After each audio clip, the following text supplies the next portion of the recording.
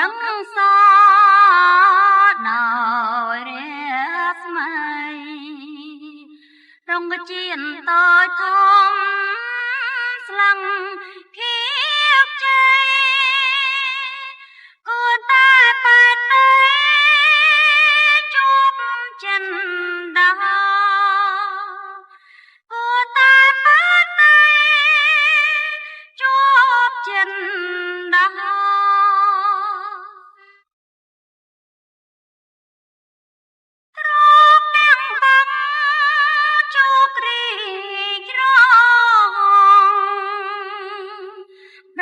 លិនរងចង់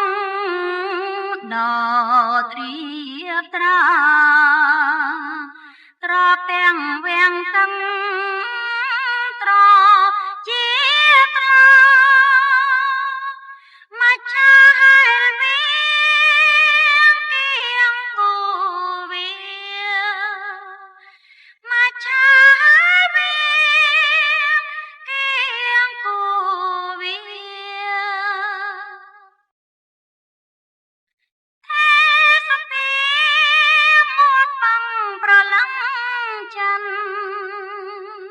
ខ្ញុំសានស្នេហ៍ស្នឹង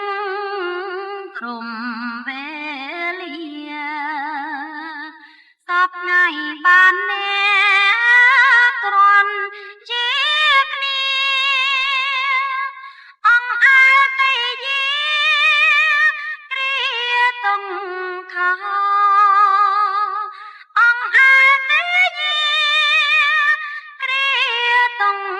ខា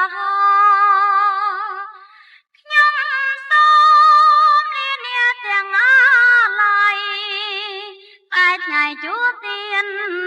ដោយធម្មតាសូមតឹងបាំងបងនៅរងបំឡងឡើយណាលំអោសបំឡងឡើយណាលំអោសខ្ញុំសូ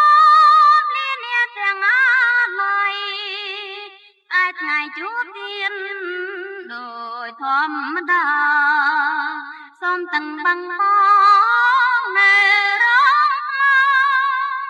បំឡងឡើយណាលំអោសបំឡងឡើយណាលំអោស